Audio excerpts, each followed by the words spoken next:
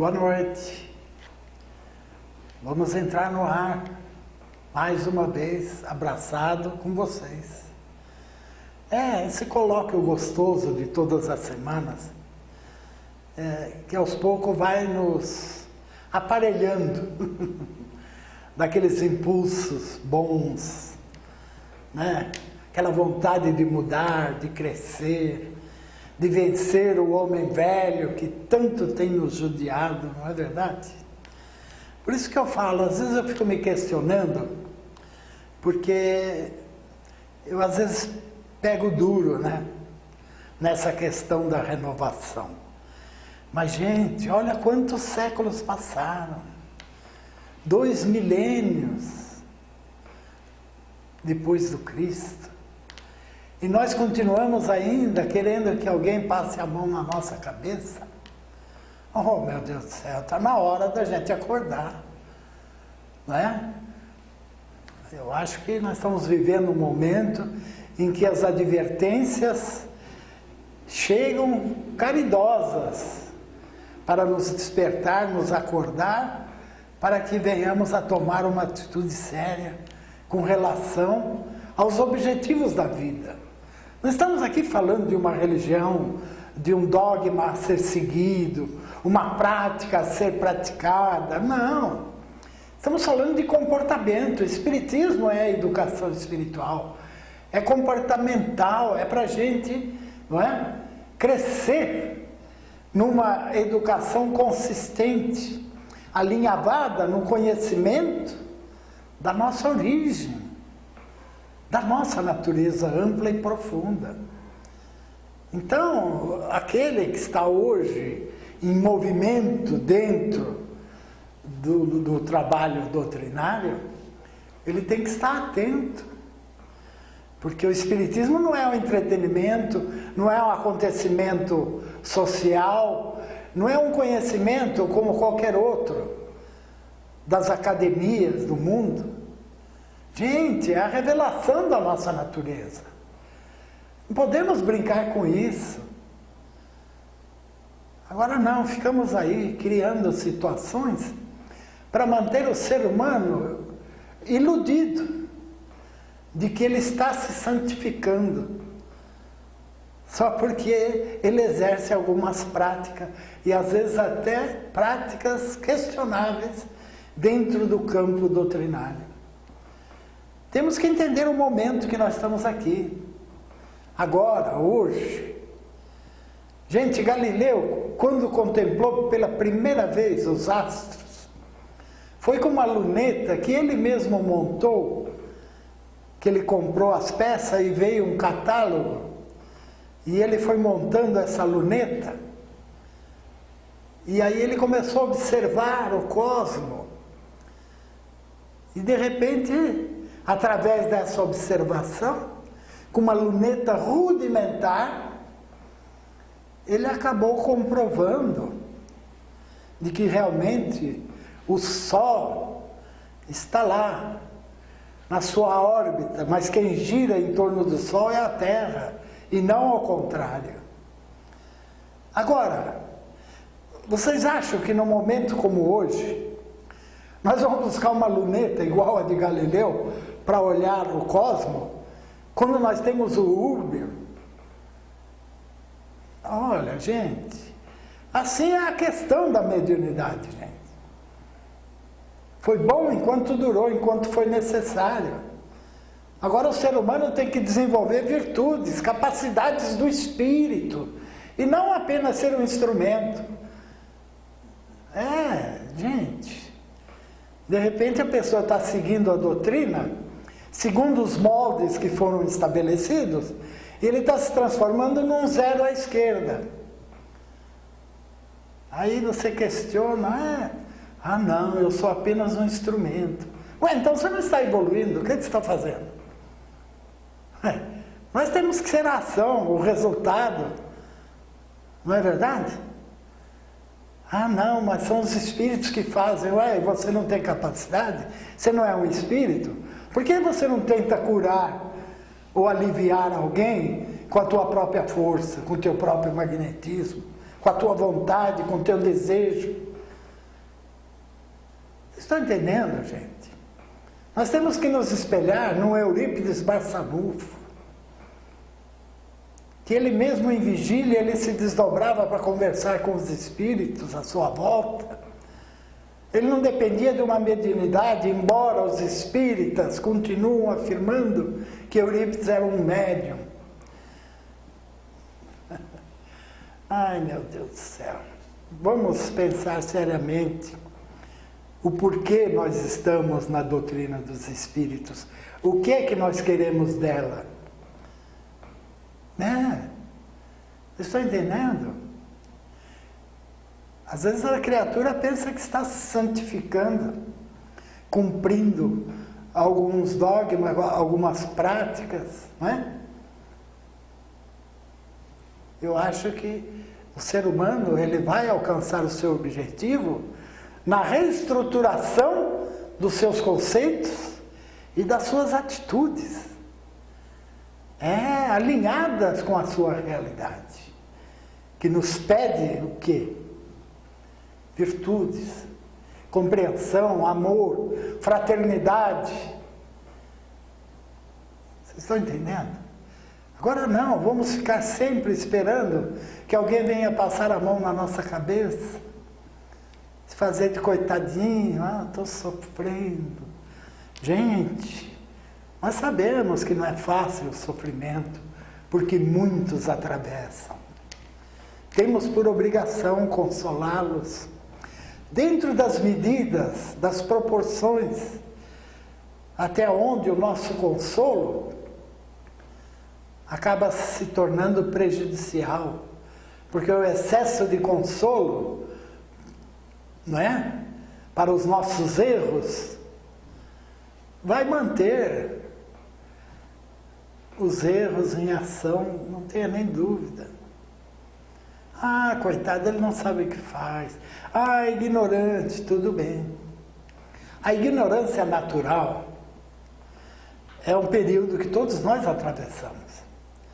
É o verdadeiro paraíso, a ignorância, quando você ignora essas responsabilidades morais. Não é? Porque tem a ignorância conveniente também, de muitos, que sabem, mas fingem que não sabem. Enganam a si mesmos, para não ter que assumir responsabilidades. Gente, não é por aí. Espiritismo é para nós alcançarmos a nossa posição correta de espíritos eternos, temporariamente matriculados nesta escola, para aprender o quê? A amar, perdoar e servir. Porque o resto, dentro dessas atitudes, virá naturalmente, porque nós nos integramos a esse incomensurável banco de dados que é o próprio universo. E daí vamos tirar a sabedoria e o pouco ou muito que aprendermos com as revelações dos Espíritos vai se transformar em sabedoria na aplicação do cotidiano, no lar, nas ruas, não é? E onde estivermos, seremos chamados a representar esse conhecimento, que é essa responsabilidade que muitos não querem assumir. Fogem, né, da verdade. Preferem muitas vezes até mesmo uma mentira que consola do que uma verdade que liberta. Então vamos lá, gente. Vamos ver como é que estão os companheiros hoje nas questões.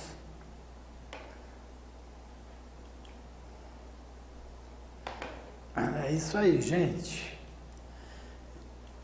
Eu não gravei o programa para domingo, então esse domingo eu repeti o meu programa de domingo passado, né?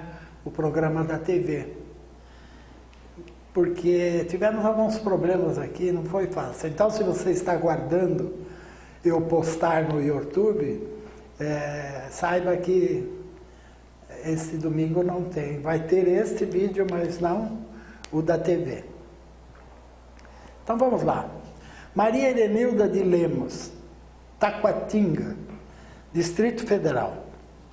Tenho 61 anos e achava que não havia mais tempo para aprender nada. Hoje fiquei sabendo que tempo para mim não é problema. Então, quero aprender para mudar, evoluir. E evoluir. Forte abraço, Erenilda. É isso aí, Erenilda. Podemos estar aí encarquilhados pelos anos, temos sempre o que aprender. Temos que buscar, filha. Às vezes o que nós não conseguimos conquistar em conhecimento durante uma vida toda, em apenas alguns anos. Ainda mais hoje, como está farta a informação sobre essa nossa natureza. Não é verdade? Então é isso. Parabéns, Maria Erenilda. Que Deus te abençoe.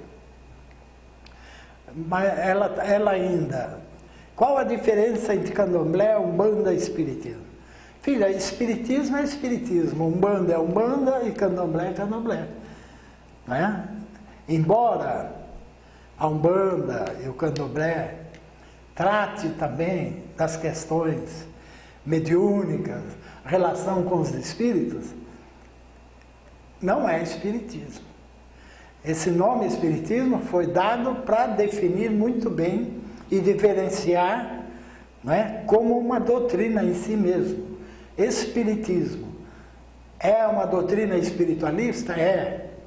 Tem essa característica de se comunicar com os mortos? Tem.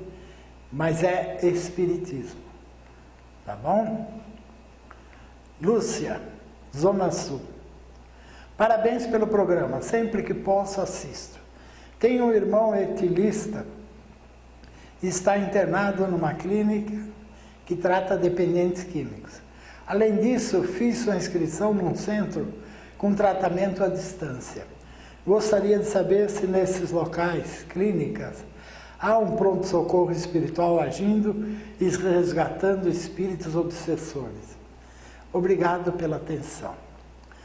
Olha, filha, eu não vou dizer que estão recolhendo, resgatando espíritos obsessores, mas que tem espíritos, sim, ajudando a mudar os pensamentos desses irmãos que estão aí envolvidos com o vício, porque só uma mudança é que pode afastar os espíritos que compartilham do vício. Não é? Ninguém vai pegar um espírito na marra e levar embora de perto de alguém. Vocês estão entendendo? Nós temos que nos esclarecer sobre esses pontos, porque de repente parece que espíritos obsessores já não é seres humanos. São criaturas voltadas para o mal e que são criaturas infelizes, precisando de evangelização. E às vezes até a convivência na clínica vai ajudá-los. Por que então afastá-los? Nós temos que olhar pela ótica da sabedoria, da compreensão fincada, é lógico, nesse conhecimento da natureza espiritual. As pessoas às vezes falavam para o Chico Xavier: ai, Chico, o que é que eu faço para afastar os meus obsessores? E o Chico falava: olha, vamos nos evangelizar juntos com os obsessores, é isso aí. Desobsessão, hoje, nós temos que entender definitivamente, é educação espiritual. É a única forma em que uma pessoa se livra. Em alguns casos excepcionais, muito excepcionais, a interferência, né, de um trabalho mediúnico, quando há médiuns de verdade, pode ajudar, mas não é a solução definitiva, não é? Isso eu falo com experiência, não é? Eu não sou um teórico, trabalhei durante 20 anos a desobsessão, embora o centro eu estivesse em trabalho durante 40 anos, nós só fizemos 20 anos de desobsessão. Porque nós entendemos que sem médiuns não tem como fazer desobsessão. Não é? De repente você vira uma situação onde as pessoas extravasam o próprio psiquismo numa suposta mediunidade e muitas vezes induzida. Né? As pessoas se acreditam que são médiuns, aí é complicado. Então vamos lá. É isso aí, Lúcia. Faz as tuas orações, vibra, conversa com ele mentalmente, mentaliza ele, fortalece ele com as tuas palavras. E você vai ver, filha, que ele vai reagir. Se ele reagir, tudo bem. Esse é o grande problema do vício. Se a pessoa não se ajuda, não reage, fica difícil. Lucas, de São Paulo. Como se conduzir o espírita comprometido com parentes não espíritas?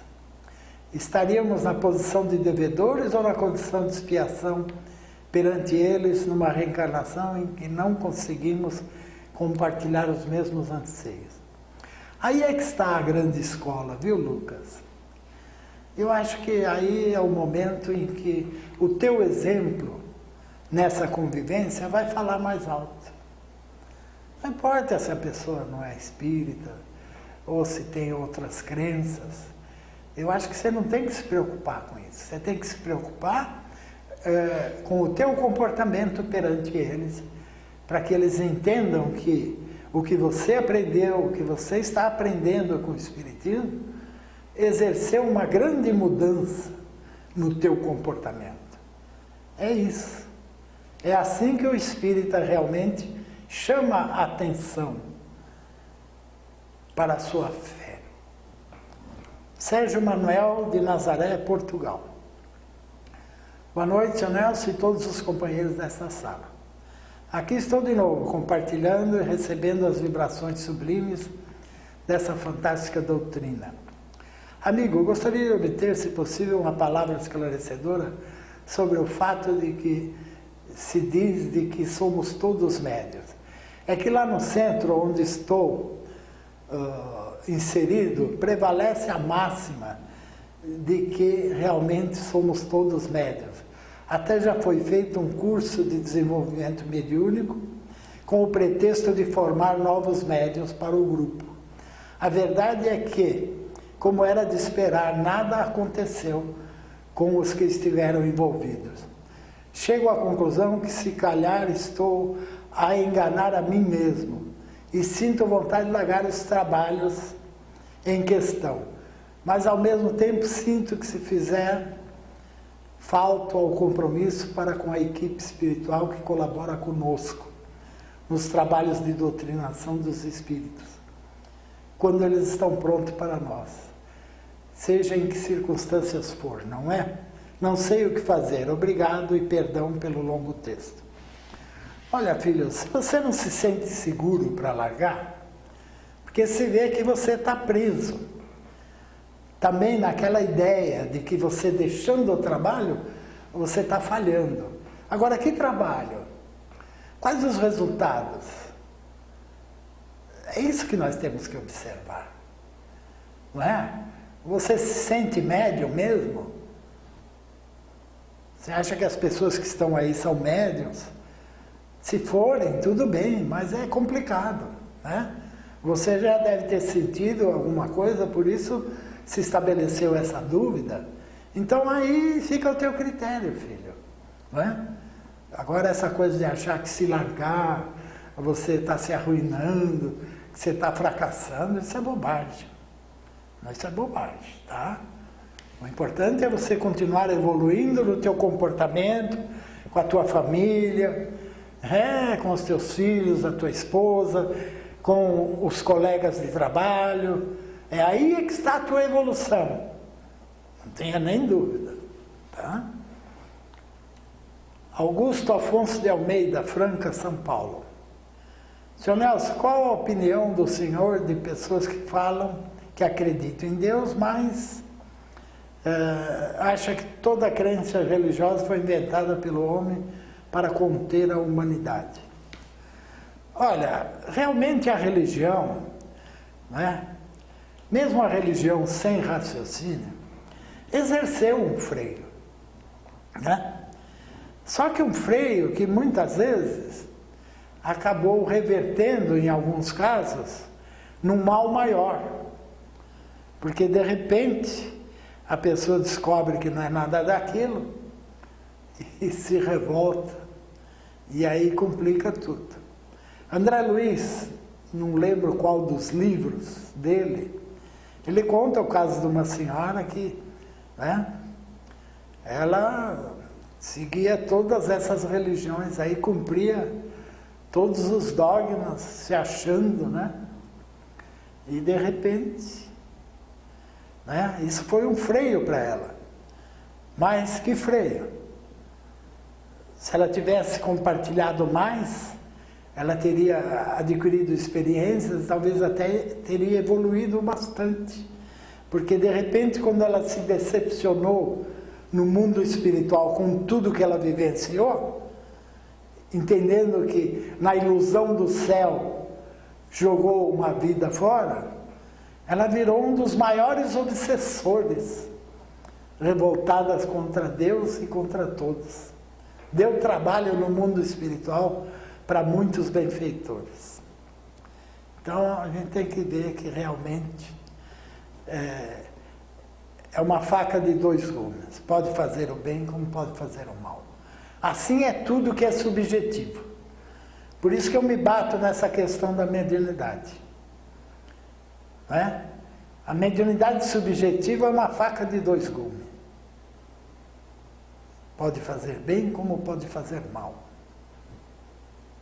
Aí compete à pessoa que deve estudar a obra na sua essência, nos livros da codificação, para entender no que ela está se envolvendo. Gilberto Mignoli, Santo André. Fala, Nelson. Em complemento ao que o Augusto escreveu, eu teria a dizer que a própria história demonstra que a maior assassina da humanidade é a religião. Afinal, religião ilude, aprisiona e causa transtornos de todas as ordens, enquanto que a verdade que o Espiritismo demonstra nos esclarece e liberta das lavagens cerebrais religiosas.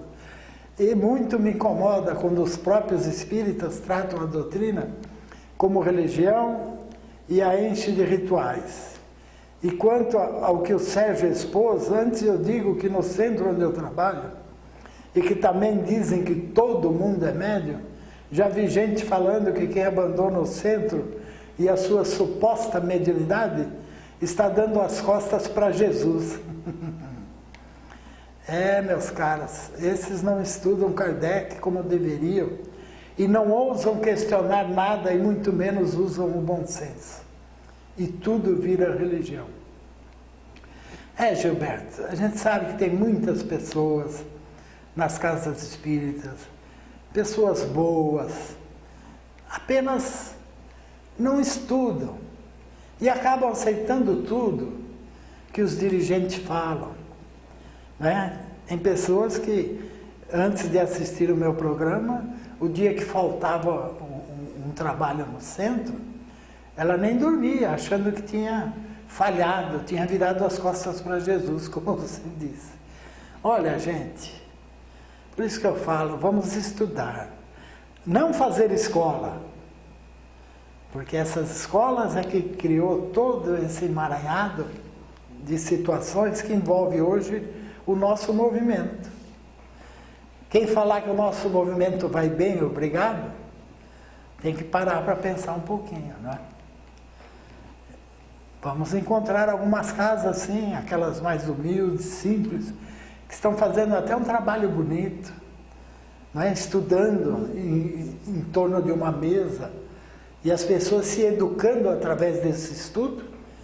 Isso encerra em si mesmo um trabalho de desobsessão, de cura. E que mais? É o que Chico fez a vida toda. Vocês estão entendendo, gente? A coisa é simples. Por isso que as pessoas querem complicar, não é? Porque quando é simples parece fácil. Então tem que complicar para parecer difícil, que é só para alguns, né? Silvana e Luiz, meus companheiros cariocas, lá de Niterói. Uma excelente noite a Dona Ana, seu Nelson e todos os amigos desta egrégora maravilhosa que formamos todos os domingos, em torno das palavras de seu Nelson que tanto nos auxiliam a esclarecer nossas dúvidas sobre essa doutrina incrível que é o Espiritismo. O Senhor ameniza nossas consciências, ainda tão pequenas, diante de erros que insistimos em cometer e nos mostra como barreiras que parecem intransponíveis. A luz da razão parece muros baixinhos. Obrigado por existir, seu Nelson. Obrigado a vocês por estarem aí, né? Me dando esta oportunidade de confabular com vocês, não tenha nem dúvida. Para mim é muito gratificante. Tenho que construir amigos, né? Porque eu não sei como é que eu vou estar do lado de lá, né? Aí eu vou ter alguns amigos aí que vão me dar uma mão, não tenha nem dúvida. Leia Borba, do Peruíbe. Boa noite a todos. Seu Nelson, no livro Pão Nosso, no capítulo Contribuir, diz que cada um contribua segundo propôs em seu coração. Não com tristeza ou por necessidade. Olha que bonito. Porque Deus ama o que dá com alegria. O que a gente pode fazer para contribuir? Obrigado. O que a gente pode fazer? Filha, uma palavra que você fale a alguém envolvendo essa realidade, é lógico, num momento oportuno, você está contribuindo. Né? Talvez aquela palavra a pessoa vai pensar, vai se interessar, vai querer ler alguma coisa. Que nem, por exemplo, tem pessoas que recomendam o programa e depois a pessoa que recebeu essa recomendação liga para essa amiga ou amigo para agradecer. Você está entendendo? Isso é um modo de contribuir. Você dá a oportunidade de alguém conhecer um pouquinho mais. Não tenha nem dúvida. E faça isso com alegria, não é? É que as pessoas ficam receosas, eu vou recomendar, e se a pessoa não aceitar muito bem, vai virar a cara para mim. Gente, aí faltou uma coisa em tudo isso, né? Não com tristeza ou por necessidade, porque Deus ama o que dá com alegria e sem temor. É isso aí. Cibele Marcel de Santos. Ei, gente boa, tudo bem com vocês aí? E a casa, como é que tá? Boa noite, seu Nelson, dona Ana e todos da sala. Por favor, gostaria de ouvir o senhor falar sobre a causa e a finalidade das dores e do sofrimento nesta vida. Um grande beijo. Olha, a dor será sempre uma resposta ao nosso comportamento. Ela nos dá o sinal de alerta de que estamos errando. Está entendendo, filho? E como nós estamos em evolução ainda, no mundo de expiação e prova, todos nós, né, convivemos com a dor em alguns momentos, porque ainda erramos muito, perdemos a paciência facilmente, né? Menosprezamos pessoas, tratamos às vezes com indiferença, que é uma verdadeira agressão. Quando discriminamos, estamos criando dor a nós mesmos. E a dor moral é a mais dolorida. Às vezes uma pessoa preferia uma bofetada do que ser tratada com indiferença. Porque é como diz Emmanuel, a dor física é fogos de artifícios. Agora, a dor moral, essa Essa é a verdadeira. Então, filha, a dor que muitas vezes se instala por uma enfermidade, embora tenha a mesma origem, mas nós podemos evitar muita coisa, não é? Mas bendita seja a dor. Senão nós já tínhamos nos destruído. Por isso que o Dr. Bezerra conclama para todos nós: bendizei as vossas cruzes, abençoai a vossa dor. É o benefício maior. Não que para evoluir você precise sofrer. É que evoluir requer coragem, atitude, e nem sempre acertamos, não é? Agora, é lógico que, segundo as intenções das nossas atitudes, é que vem o tamanho da dor. Que às vezes erramos pela ignorância. Então temos alguma atenuante e a dor vem só para nos chamar a atenção. E logo passa. Mas quando ela permanece, é que a gente ainda está errando mais do que devia. Daniel de Araras. Boa noite, Nelson. Esses casos de microcefalia nas crianças que estão nascendo aqui no Brasil, são expiações que esses espíritos reencarnantes têm que passar ou é outra coisa?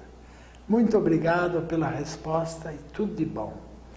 Olha, Daniel, eu tenho analisado essa questão da microcefalia. Nós vamos ter que analisar isso mais para frente, para analisar os efeitos da microcefalia.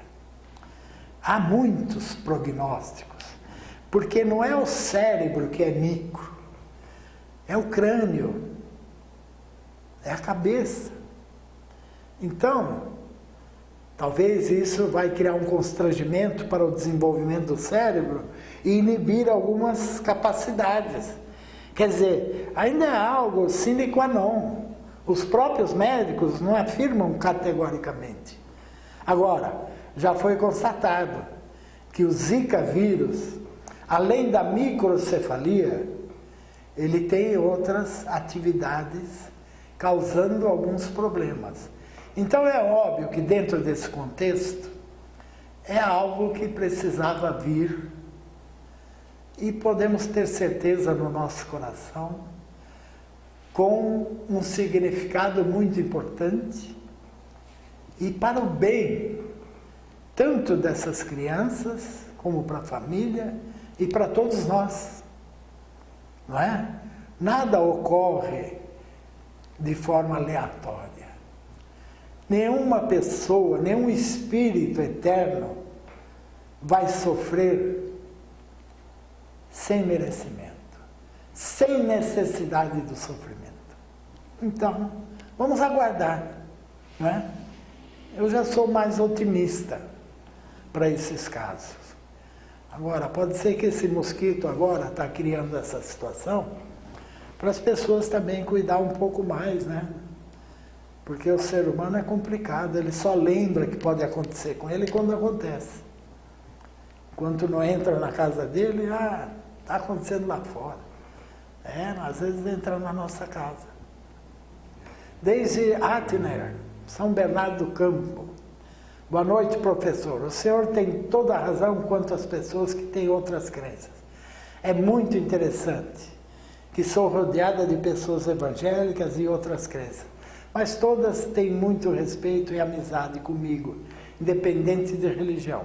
Inclusive temos um grupo de estudo dos livros de Kardec aqui em casa, e temos 2 evangélicos que participam e gostam das informações e do estudo. Não existem motivos para discutirmos religiões. O fato é a nossa forma de vida e exemplos que damos. Um beijão no coração. Você está vendo, Deise? Você está fazendo uma coisa, né? Que a nossa irmã, a Leia, como podíamos contribuir? Olha que coisa bonita. Você reunir com 3, 4 pessoas, sei lá, da tua amizade, da tua família, e tirar um dia para estudar, não é? A doutrina dos espíritos. Olha que importante, não é verdade? É isso aí, parabéns, Deise. Viviane Vitória, oi meu anjo, tudo bem? Saudades de você, seu Nelson, um beijão nesse coração. Mais uma vez, muito obrigada por tudo. Não estava conseguindo ver o programa no tablet. Estou pertinho de ganhar Maria Clara. Eu estou sabendo, filha. Eu, às vezes, acompanho você no Facebook.